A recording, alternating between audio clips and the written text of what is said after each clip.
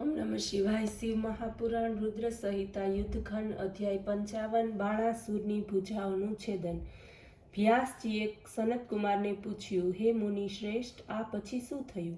તથા શિવના ઝુંબ કાષ્ટ વડે મોહિત થયા પછી પરમ દૈત્ય બાણાસુરે શું કર્યું? ત્યારે સનતકુમાર કહેવા લાગ્યા, જ્યારે પુત્રો અને ગણો સહિત શિવ સંગ્રામ ભૂમિમાં સૂઈ ગયા ત્યારે દૈત્યરાજ બાણાસુર શ્રી કૃષ્ણની સાથે યુદ્ધ કરવા લાગ્યા। હવે શિવનું બળ પ્રાપ્ત કરીને શ્રી કૃષ્ણ બાણાસુરને તૃણ સમાન સમજવા લાગ્યા। પોતાનું સારંગ ધનુષ્ય ઉપાડી એના ઉપર ઘોર બાણની વર્ષા કરવા લાગ્યા, પરંતુ બાણાસુર પણ એના બાણોને પોતાના ઉપર આવવા દેતો ન હતો।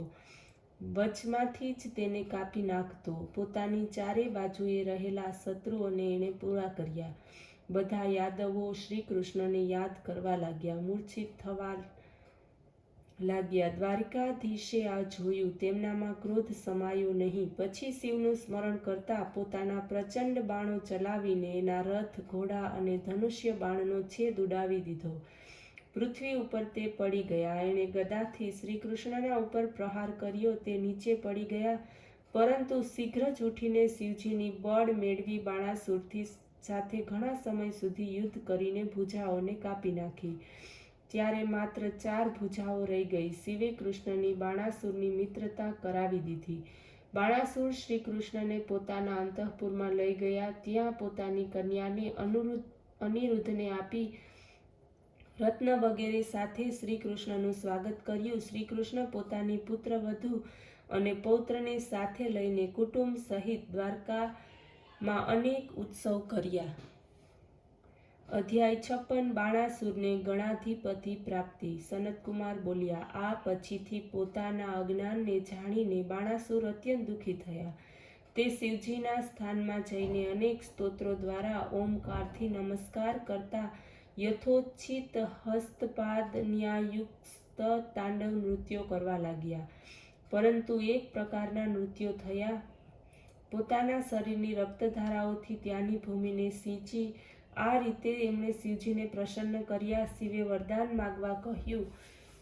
એણે શ્રોણિતપુરમાં ઉષાના પુત્રનું રાજ્ય માગ્યું। જ્ઞાનીઓ સાથે, દેવો સાથે, વિષ્ણુ સાથે, નિર્વેરતા તેમજ રજોગુણ તથા તમોગુણથી યુક્ત દુષ્ટ દૈત્યોનો વિનાશ માગ્યો।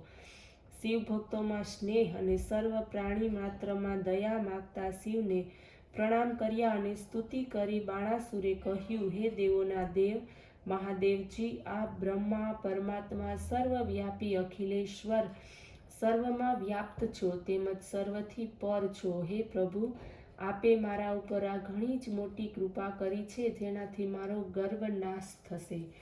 બાણાસુરે આમ સ્તુતિ કરીને મૌન થઈ ગયો। શિવે પ્રસન્ન થઈને બધા જ વરદાન તેને આપ્યા। શિવના પ્રસાદથી બાણાસુરે મહાકાલ તત્વ પ્રાપ્ત કરી ઘણી જ પ્રસન્નતા પ્રાપ્ત કરી। અધ્યાય 57 ગજાસુર વધ। સનતકુમાર બોલ્યા, હે વ્યાસ, હવે શિવના તે ચરિત્રને સંભળાવો જેમાં તેમણે દાનવેન્દ્ર ગજાસુરને ત્રિશૂળથી મારી નાખ્યો હતો।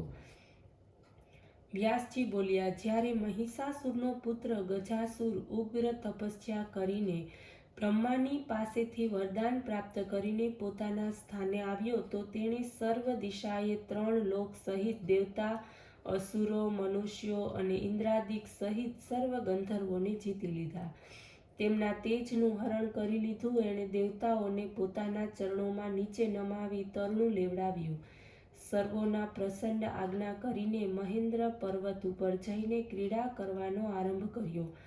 હવે તે વિષય લોલુપ થઈ ગયો। શાસ્ત્રોનું ઉલ્લંઘન કરીને પોતાની બુદ્ધિને પાપિષ્ઠ કરી પૃથ્વી ઉપર જેટલા તપસ્વી બ્રાહ્મણ હતા તેમને મહિષાસુરનો પુત્ર કષ્ટ આપવા લાગ્યો। આ રીતે તે કાશીનગરમાં આવ્યો તો એનાથી પરાજિત ઇન્દ્ર વગેરે બધા દેવતાઓ ભાગીને શિવના ચરણે ગયા, પ્રણામ કર્યા, સ્તુતિ કરી। ત્યારે શિવ ગુસ્સે થયા, હાથમાં ત્રિશૂળ લઈને એ દૈત્યને મારવા માટે ચાલ્યા। એણે શિવની સાથે ભયંકર યુદ્ધ કર્યું। તલવાર લઈને શિવના ઉપર પ્રહાર કરવા તે દોડ્યો। શિવે ત્રિશૂળ ઉઠાવ્યું, એનું માથું ઉતારી લીધું। છેદનને પ્રાપ્ત ગજાસુર તો શિવને પોતાના સત્રરૂપી માનીને સ્તુતિ કરવા લાગ્યો।